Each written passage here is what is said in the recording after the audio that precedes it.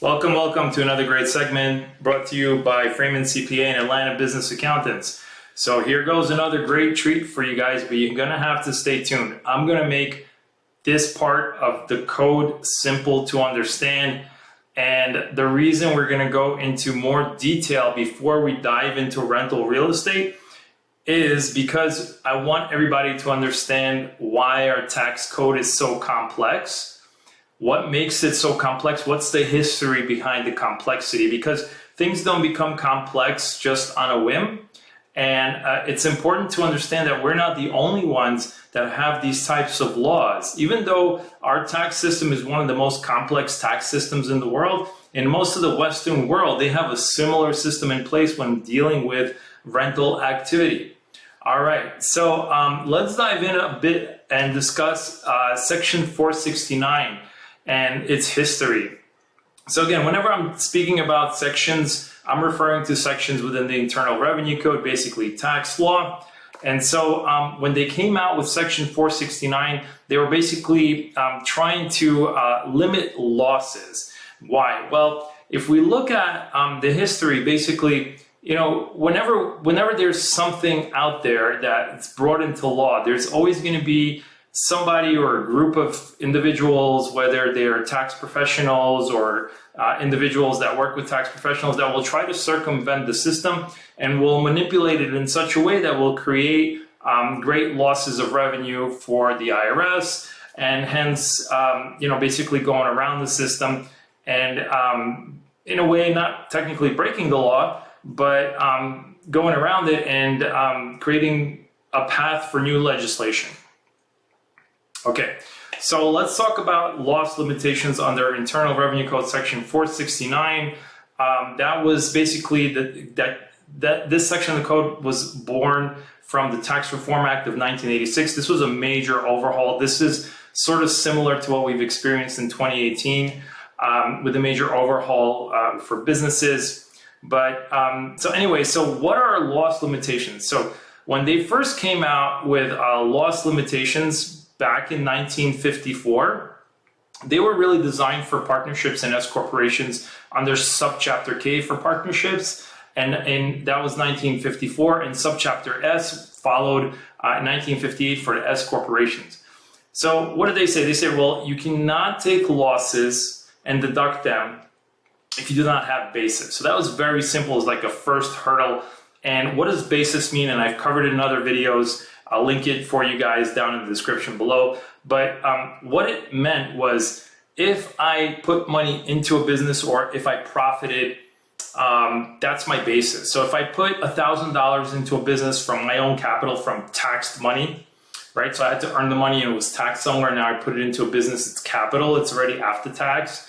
And then that business earns profits. I pull out back some capital, I pull out my profits. So that's basis. Basis is increased with capital contributions from the owners. It's increased with profits from doing business. It's decreased with losses. And furthermore, it can be decreased by incurring, by drawing out your original capital.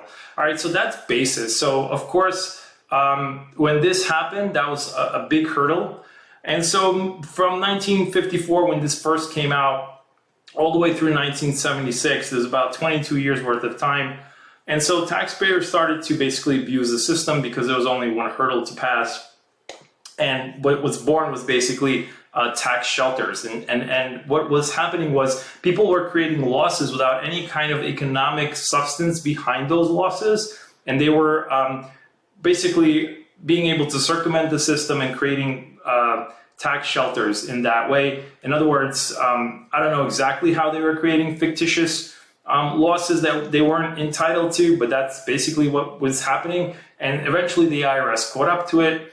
And so that's the very first instance where it's an example rather of when the IRS steps in and has to modify its own rules and add additional rules because they see a circumventing happening and they're saying, oh, wow, we're losing all the revenue that we need to run the country, right? So in 1976, the IRS came up with limitational provisions. This was Section 465, and it was basically meant to cut out artificial losses that people were just basically not really entitled to. And they wanted to call limitations on artificial losses. Instead, they called it at-risk rules. So this was a higher hurdle of basic. This was like saying, okay, you got to get through the first hurdle. Now we're going to give you a second hurdle to deal with. So in other words, you need to have something at risk to take these losses. And what they mean by at risk is you basically have to be financially at risk to claim a loss. And a great example of that would be is if I put my money into it, right? I'm at risk of losing it, and I can stand to lose financially. Okay, so that was basically that next step in legislation.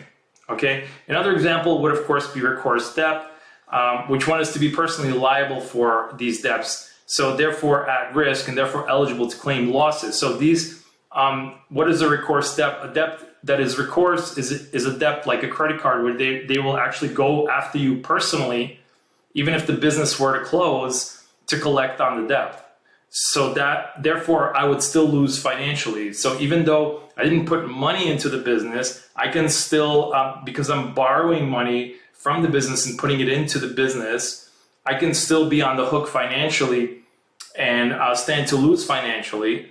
So since I've put myself at this risk, I am still eligible to claim the losses from the debt that I'm incurring, right? So that makes sense, and it makes perfect sense. So I can only get losses for stuff that I'm either already plopped into the business or I'm going to have to pay one way or another.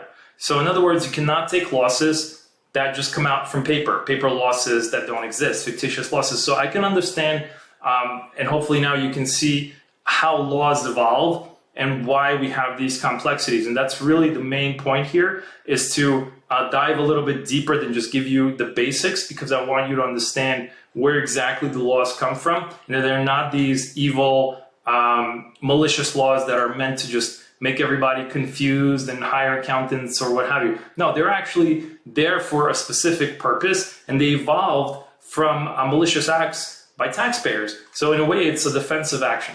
All right, if everybody was fair and honest, we wouldn't have all of this. It would just be very simple, but unfortunately, that's not the way of the world. All right, so let's move on. So, so from 1976 to 1986, actually what ended up happening, again, is that people caught on because these rules were really being applied to who? The S corporations and the partnerships, the LLCs, right?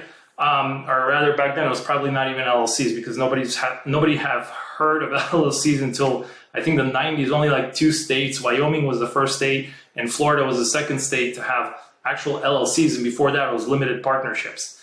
And then the rest of the world caught on. Anyway, it's a separate story. But yeah, so from 1976 to 1986, for 10 years, tax shelters grew, but they actually grew in a specific industry. And the IRS was like, oh, well, duh. Well, we never actually addressed the real estate industry. So all of the real estate industry was basically still doing all these fictitious losses, and they weren't entitled to them. So as of 1986, they extended the rules to basically include real estate. And on top of that, they added what is now known as the passive loss rules, which is a very high hurdle, is the highest hurdle, which basically shut down tax shelters. Now, in the previous video, I discussed how real estate is a tax shelter. And again, just the important thing here to note is that when we say tax shelter, it's not technically a tax shelter. It's kind of designed like one because of the depreciation. It's very different than creating a tax shelter that's maliciously circumventing tax rules that don't exist yet, and basically fabricating information to claim tax benefits. Those are 2 different distinctions. So when I used it in a prior video, it's really more of a terminology than it actually is factual, okay? So that's the next section. For the next section, I will discuss passive activity loss rules, and those directly will affect real estate, okay, in a big way. So obviously it applies to not only real estate, it applies to any business where somebody is being passively involved, right? But it definitely, you will see and you will learn what it means for real estate if you're in the real estate game, and you'll start to really understand what's going on with your investments. Now, just stay tuned, and I'll be back with more. I hope you guys are enjoying this. Thanks. Bye.